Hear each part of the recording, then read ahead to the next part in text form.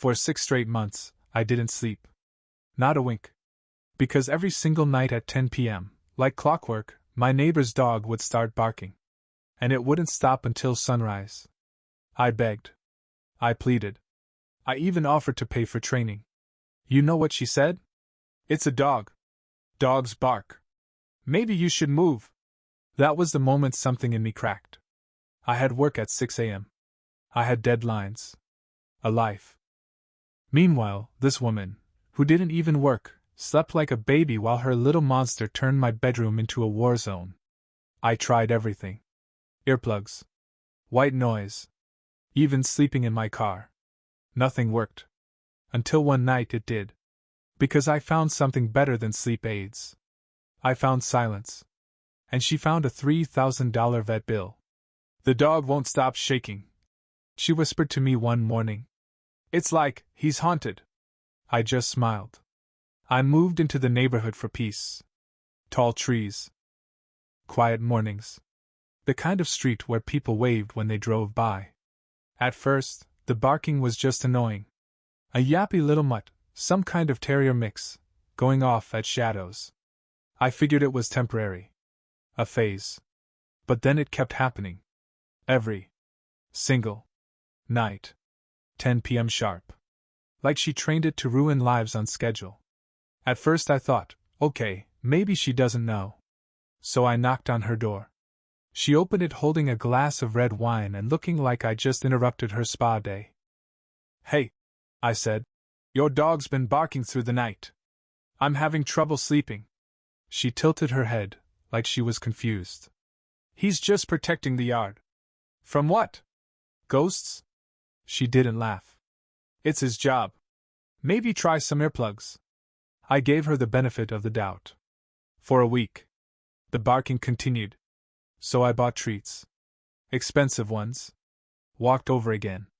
Maybe we could work something out, I offered. These are calming treats.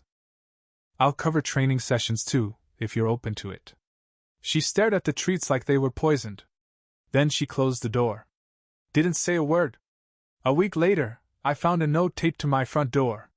Don't knock on my door again. If you have a problem, call animal control. Right. Okay. Now it was war. But she didn't stop there. One morning, I found my trash bin flipped over. Looked like something rummaged through it. Maybe the dog. Maybe not. Next week? HOA notice in the mail. We've received a complaint about loud TV noise after 9 p.m. Funny, since I wear headphones at night. Then there was the time she stood in her front window with binoculars. Just watching. Not even pretending to hide. I stepped outside to take out the recycling. She lowered them, waved. You watching birds? I asked. Just keeping an eye on the neighborhood. Right. Soon after that, I came home from work and saw her talking to my landlord. Real cozy. I didn't know what she said, but I knew it wasn't good. Next morning? Another notice. Please refrain from parking over the sidewalk.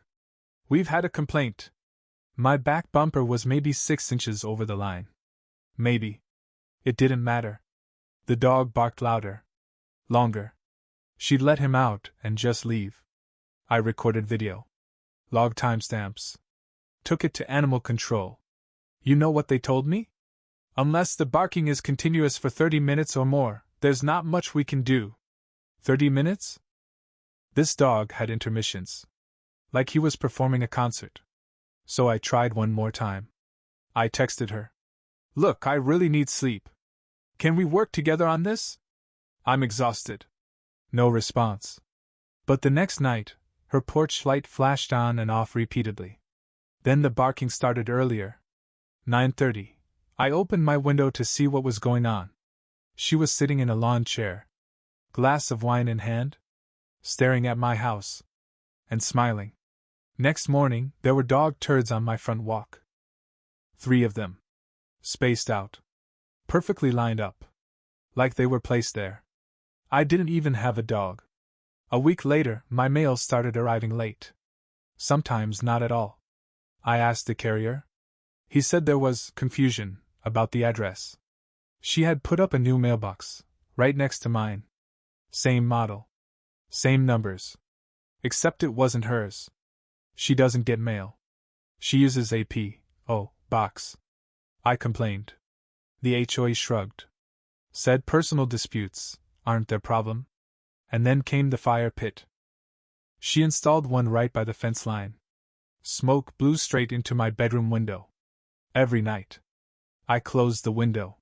She started burning garbage. I called the city. Reported the smell. The next night there were 6 people in her yard. Laughing. Playing loud music. The dog barking in circles around them like he was in a cage fight. I tried to sleep with a pillow over my head. Didn't work. Then, one night I snapped. It was 2:17 a.m. The dog had been barking since 9:45. I sat up in bed dizzy. Eyes burning. Chest tight. And I said out loud, "She wants a war? Fine." That night, I ordered something. A small device. Ultrasonic. Legal. Humane. No bigger than a shoebox. When it arrived, I followed the instructions. Set it up on my side of the fence. Pointed it right at her backyard. Turned it on. And waited. 10 p.m. came. The dog walked out, opened its mouth. Nothing. He froze. Looked around. Then slunk back to the door and pawed to go inside. She opened it, looking confused. "Go potty!" she called out. But he wouldn't move. She tried again. He backed away. Whined. She looked around like something was off. I watched from my window. Heart pounding. And for the first time in half a year, I slept. But that was just the beginning. Because the next morning, she knocked on my door. Pale. Frazzled. Holding her dog like it was a cursed object. "Have you noticed anything strange?" she asked. I shrugged. "Like what?" "He won't bark. He won't go outside. He's shaking. It's like..." Her eyes darted side to side. "It's like something's out there." I nodded slowly. Maybe he finally got tired. She didn't buy it. And that's when she started to lose it. She started leaving notes. Not in my mailbox, she already got in trouble for that. These were handwritten scraps. Folded. Stuffed into my doormat. "Your energy is disturbing my dog. I don't know what you're doing, but it's unnatural. God sees everything." Okay. I ignored them. Until I came home one afternoon and found one stuck to my car window. "This neighborhood is for families. Not psychos." Cool. Passive-aggressive terrorism. Classic suburban seasoning. But then she started talking to people. To my boss. I work from home 3 days a week. One of those days, my phone buzzed with an email. HR. "We received a concerning call from someone claiming to be a neighbor. They suggested you may be involved in animal cruelty." I froze. Animal cruelty. What? My dog history, none. 0. I've never even owned a dog. I called HR, explained everything. Thankfully, they didn't take it seriously. They laughed it off. Still, I felt my stomach flip. How many people was she telling this to? My boss. My landlord. Probably the mailman. She was building a whole narrative. And I was the villain. Meanwhile, her dog stayed weird. Quiet. Nervous. Wouldn't go into the yard unless she dragged him. And she hated that. Her face would twist when she called for him, and he wouldn't budge. "Come on, bandit! Come on!" He'd just stand in the doorway, whining. Like he knew something she didn't. A few days later, I found a literal cross made of twigs stabbed into my flower bed. Just sticking out of the dirt like we were doing voodoo now. No note. Just the stick cross. Next morning, she cornered me at the mailbox. "I know you're doing something," she hissed. I didn't say anything. She took a step closer. "It's spiritual warfare. You should be careful. Lady, you own a wine fridge with a Bluetooth speaker. Let's not pretend you're a priestess." Still, she was committed. She called the HOA again. Said I was operating some kind of unlicensed equipment. That's the phrase she used. Like I was cooking meth. HOA guy emailed me. Wanted to see it. I showed him the ultrasonic device. He blinked. This is legal," he muttered. "It's marketed for dog training." "Yep. Thanks for stopping by, Greg." But she didn't stop. She left a voicemail on my landlord's phone. "If he doesn't stop, I'm going to sue. He's got a machine that's hurting animals. My dog is having nightmares." Meanwhile, I hadn't heard a single bark in 3 weeks. And I was sleeping like a king. But then things got worse. I woke up one morning and my tires were low. All 4. Checked them. Tiny punctures. Like someone had let out the air just enough to be inconvenient. Coincidence? Maybe. But 2 days later, it happened again. I installed cameras. The kind with night vision. Hidden, but obvious enough that someone might see them and back off. She saw them. Oh, she saw them. Next morning, she was on the sidewalk in a bathrobe screaming into her phone. "I don't care if he has cameras. He can't spy on me from his property. That's illegal." It wasn't. She put up a privacy screen the next day. One of those tall fake hedge walls. Right along the property line. Petty. Expensive. Hideous. The kind of thing you buy just to make a point. She even decorated it. Put up wind chimes. Big ones. The metal kind that clang like church bells in a wind tunnel. So now it was ding ding ding all day long. And at night? She started playing white noise outside. On a Bluetooth speaker. "Helps the dog sleep," she told me, smiling. Right. Sure. It played until 3 a.m. Ocean sounds. Rainforest loops. A heartbeat track. All of it blasted at the fence. Like she was daring me to escalate. And it started to work. My work suffered. I missed meetings. Forgot emails. I snapped at coworkers. My mom called and asked if I was okay. I told her I was just tired. Truth was, I felt like I was unraveling. Like she was in my head. Every time I looked out the window, she was there. Sometimes watering her plants. Sometimes pretending to sweep her porch. But always watching. I started checking my locks twice. Looking over my shoulder when I took out the trash. One night I woke up to a sound outside, rustling. Footsteps. Looked at the cameras. Saw nothing. But I felt it. Like I was being hunted. All over a dog that used to bark too much. It was insane. And then it hit me. I was playing defense. I was reacting. Letting her pull the strings. That's when I said it. Out loud. Enough is enough. It's time for revenge. It started with a notebook. Just a little black one. The kind you'd see detectives use in movies. I labeled it Project Silence. Yeah. I was losing it. But at least I was organized. I wrote down everything she'd done. Dog barking hours. Noise violations. The fake mailbox stunt. False HOA complaints. HR call. Stick cross. Chimes. White noise. I even made a timeline. Color-coded. Because if I was gonna go full psycho, I might as well make it pretty. I started planning revenge like it was a military op phase 1, data collection. I got serious about the cameras. Bought a second set. Put one facing the sidewalk. One in my car. Another in the backyard pointing right at the fence. Caught her on tape letting her dog poop in my flower bed again. This time she looked directly at the camera. No shame. I logged the clip. Saved it. Dated it. Next, I started digging. Not literal digging, though that was tempting. I mean background digging. Her name was Shannon. Divorced. No kids. She moved into the neighborhood 7 years ago and started immediately racking up HOA complaints. 4 different neighbors had reported her over the years. 2 moved away. 1 passed. The other? Still lived 2 doors down. Her name was Trish. A retired nurse.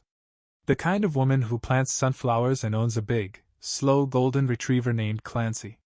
I introduced myself. Told her Shannon's dog used to bark all night. Trish just nodded. She used to let that thing bark when my husband was dying of cancer, she said.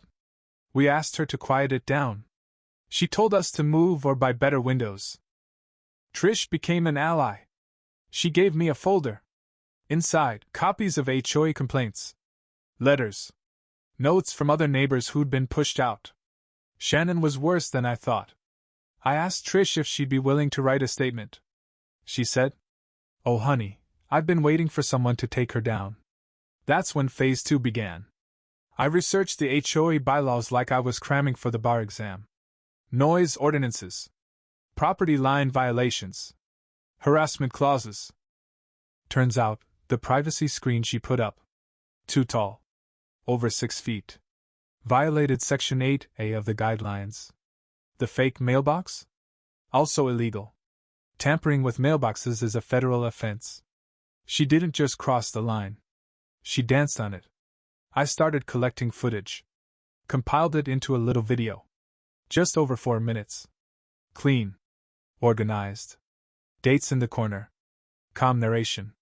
I used my best, concerned citizen voice. I've done everything I can to resolve this peacefully. I've offered solutions. Been harassed. Lied about. And now I'm asking for help. Trish helped me spread the word. We passed the video to the HOA board. Quietly. Then I tried some smaller tricks. Nothing too wild. First, wind chimes of my own. Except mine weren't just annoying, they were ugly. Horrible. Screechy. I bought a set made out of rusted steel forks from Etsy. Hung them right near her bedroom window. They clanged like a demon cowbell in a hurricane. That lasted 1 day. She called the HOA.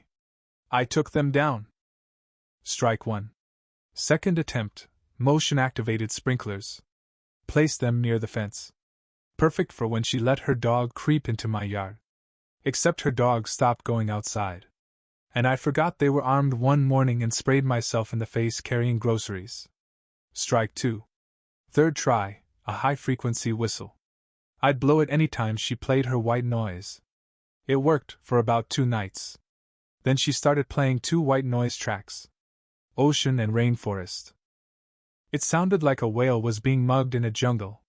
Strike 3. I was mad. Tired. Close to giving up. Until one night I was watching a video about municipal code violations, yes, this is who I became now, and saw something interesting. Zoning laws. Specifically, how properties are regulated based on fencing, fire pits, and landscaping. Shannon? Violated a lot of them. I made a checklist. Her fire pit was too close to the fence. Her hedge screen was non-compliant. Her security lights weren't angled properly. Light pollution. Her gutter drained into my yard. That last one? Golden. Trish and I sent a formal complaint to the city inspector's office. Anonymous, of course. Then came the real cherry on top. I made friends with the mail carrier. Gave him a soda one day. Asked him, casually, if Shannon had been messing with her mailbox lately. He laughed. She's been pulling other people's mail for months, he said. Claims they deliver her stuff wrong. Boom. Federal violation confirmed. Phase 3 was now in motion. I prepared a package. Footage. Complaints. Photos of the mailbox. A letter from Trish. Screenshots of her text to me. I sent it to the HOA, the city inspector's office, the postmaster, and her landlord. Turns out, she didn't own her home. She rented. From a property management company with a real interest in avoiding lawsuits. I waited. Days passed. Then, things started happening. A city truck showed up. Inspected her fire pit. Next day, she had to dig it out. Then the mailbox disappeared. Quietly. No apology. Just gone. The HOA issued 3 formal violations in 1 week. She appealed. They denied. And the property manager? They posted a routine inspection notice on her door. Then it got quiet. Too quiet. No more chimes. No more white noise. No porch wine parties. No binoculars. Shannon was hiding. But I wasn't done yet. Because I'd saved the best for last. You remember how she told my job I was abusing animals? Well, it just so happens I have a friend, Zara, who works in compliance. I called her. Told her what happened. She didn't love that someone had tried to sabotage me at work. So she helped me file a formal cease and desist letter. From a law office. Real paper. Real signature. Shannon got it. Had to sign for it. I watched her read it on the porch. Her hand was shaking. Trish waved at her from the sidewalk. That was the last time Shannon spoke to me. But the war wasn't over yet. Because while she was licking her wounds, I was prepping the final phase. One more trick. One that would be very public. Very permanent. And very satisfying. It was time to finish what she started. I didn't sleep the night before. Not because of her dog. That problem was long gone. But because I was ready to pull the trigger. This wasn't about barking anymore. This was about showing her that I wasn't just some neighbor she could push around. I wanted her paranoid. Exhausted. I wanted her to know, feel, that someone was 2 steps ahead of her. So I started with something small. I printed out a flyer. Just black and white. No photos. Know your rights, what to do when a neighbor harasses you. Looked like something you'd find in a library. Or a community center. I printed 20 of them. Then I slid one into every mailbox on the block. Including hers. No return address. No signature. The next morning, I peeked out my blinds. She was standing by her mailbox. Holding the paper. Reading. Then she looked around. She looked nervous. Good. That afternoon, I filed an official nuisance report with the city. Anonymous. The reason? Her yard lights. Still too bright. Still angled wrong. I attached screenshots. Dates. Times. Code citations. 3 days later, city code enforcement showed up again. This time while she was home. I watched her through the window. Red-faced. Arms flailing. She kept pointing at my house. The inspector? Didn't care. He handed her a notice. She tore it in half. Another win. But it wasn't enough. I needed her isolated. So I paid a visit to the HOA president. Nice guy. Name's Carl. Big on lawn care. Wears polos tucked into jeans like it's still 2003. I brought him a coffee and a thumb drive. Thought you should see this, I said. The drive had everything. Footage. Photos. Emails. Audio clips. He spent the weekend reviewing it. Called me Monday morning. Jesus, he muttered. She's been doing this for years. Yep. He called an emergency board meeting. Guess who wasn't invited? That Friday, the HOA issued a formal probationary notice. Basically said, 1 more violation and she's out. Lease or not. She got the letter. Screamed in her front yard. Literally screamed. Like a toddler. Neighbors heard. Phones came out. Someone posted it on the community Facebook group. Caption said, Karen meltdown on Sycamore Lane. Went mildly viral. Comments blew up. She's always been nasty. She used to steal our Amazon packages. I hope she finally gets evicted. She deleted her account that night. Another win. But I still wasn't done. Because I wanted her to snap. So I used her own weapon against her. Noise. Except I did it legally. I bought a set of battery-powered bird call devices. Ones that emit random high-pitched bird sounds during the day. Harmless. But very annoying. I hid them in the hedges. Set the timers for 7:30 a.m. to 6 p.m. Every 15 minutes, a different bird. Loud. Shrill. Cardinals. Jays. A literal hawk scream. Day 1, nothing. Day 2, I heard her stomping around the backyard. By day 3, she was screaming at the trees. You think this is funny? Is this a joke? Yes, Shannon. Yes, it is. I sat on my porch with a book and a lemonade and waved. She slammed her door so hard a wind chime fell off its hook. Later that week, a city van rolled up again. Guess what? Someone had filed a complaint about her noise now. Must have been the hawk. She walked outside, saw the van, and actually yelled. This is harassment. I'm being stalked. The inspector didn't even argue. Just handed her another citation. It was beautiful. But then, something happened. Something I didn't expect. A "for rent" sign showed up in her front yard. Just like that. No warning. I stared at it for a full minute. Did I win? Was this it? I thought about knocking. Asking. Gloating. But I didn't. Instead, I waited. 3 days passed. No word. No barking. No yelling. Then, at 2:17 a.m., same time the dog used to start barking, my doorbell rang. I shot out of bed. Checked the camera feed. It was her. Standing there. Hair messy. In a hoodie. Holding something in her hand. I didn't answer. She rang again. Then placed the object on my welcome mat and walked away. I waited 10 minutes before opening the door. It was a small box. Inside?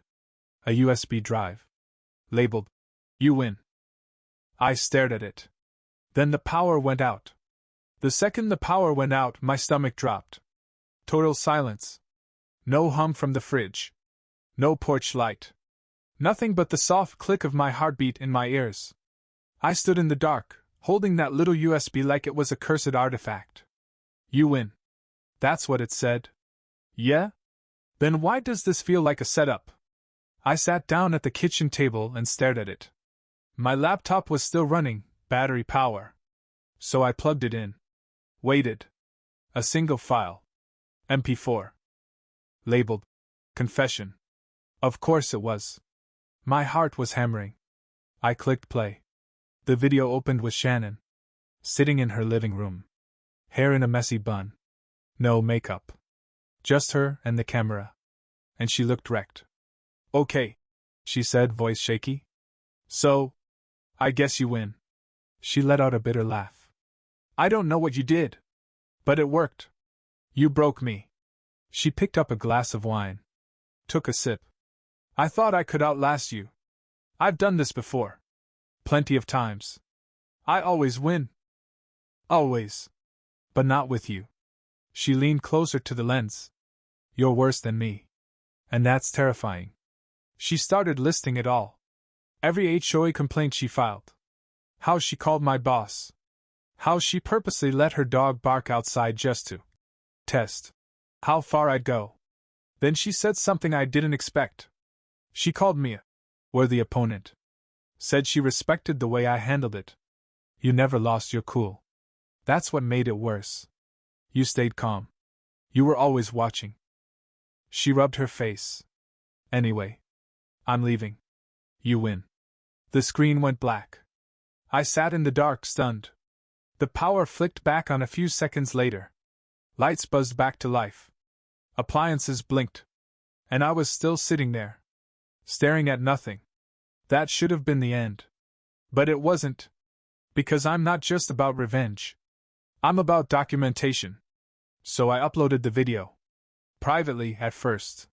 Sent it to the HOA. The city. The property manager. Labeled it closure. Carl, the HOA president, called me an hour later. "This is gold," he whispered. "You just made our lives so much easier." That afternoon, the HOA board issued a lifetime ban. Shannon was permanently barred from leasing or buying property anywhere in the development. Not just her house. The entire neighborhood. She was blacklisted. Her property manager dropped her lease early. No refund. Said she had violated the terms of tenancy in ways that affect community relations. Translation: bye-bye, Shannon. She tried to push back. Sent out a few emails. One of them even accused me of psychological warfare. But it was too late. Everyone saw the video. Neighbors she'd screwed over in the past? They piled on. One woman posted a photo of a package Shannon had stolen off her porch 2 years ago. Another guy said she keyed his car and blamed teens. Even the mail carrier chimed in. She once tried to get me fired for not delivering a catalog fast enough. And then came Trish. Trish posted a thread on the community Facebook group. A history of Shannon. 20 screenshots. 4 videos. 2 PDFs. It was savage. And then, Like magic, Shannon disappeared. No goodbye. No final meltdown. Just gone. A moving truck showed up at 7 a.m. By noon, her porch was empty. Wind chimes gone. Fake hedge wall gone. Dog? Still silent. And the best part? When she left, she dropped a single trash bag on the curb. Inside? All the HOA notices. Torn up. And a copy of the Know Your Rights flyer I'd made. I framed it. Hung it in my hallway. That weekend, the neighborhood threw a block party. Not officially in her honor, but, come on. Even Trish brought sangria. Carl made a speech. I think we can all agree things are a little more peaceful now. Someone yelled, "Long live the hawk!" Everyone laughed. I slept like a baby that night. For the first time in almost a year, there was no barking. No wine screaming. No binoculars. Just silence. Sweet, earned, absolute silence. And you'd think that would be the end. But nah. Because 3 weeks later, I got a letter. No return address. Just 2 words on the envelope. Round 2. The envelope sat on my kitchen table for 3 days. Just sat there. I didn't open it. Didn't even touch it. Round 2. It said. Black ink. Slanted handwriting. No return address. Could have been her. Could have been a joke. Could have been my own paranoia, boomeranging back to say, hey, remember when you turned into a full-blown suburban spy? But I didn't let it get to me. Not this time. Because here's the truth. I won. And not the messy, bitter kind of win. The real kind. After she left, life got quiet. The good kind of quiet. Birds. Breeze. Sprinklers ticking in the morning. Neighbors waved again. Some even stopped to chat. One brought cookies. I didn't trust them at first. But they were good. I started sleeping better. Work got easier. I wasn't snapping at people anymore. I laughed again. And not that weird. I'm losing it. Laugh. Actual joy. For a while, I kept checking the cameras. Just in case. But nothing ever happened. No new threats. No dog barking. No Shannon. She vanished like smoke. I heard she tried renting 2 blocks over. The HOA there rejected her immediately. Apparently, someone forwarded her confession video. I have no idea who. She's off the grid now. Maybe she started over. Maybe she found a new hobby. Hopefully one that doesn't involve psychological warfare and emotional arson. As for me, I got a cat. Named him Whisper. He sleeps 18 hours a day, ignores everyone, and has never made a sound louder than a yawn. Perfect roommate. Trish and I still talk. We swap gossip and garden tips. Carl? He stepped down as HOA president.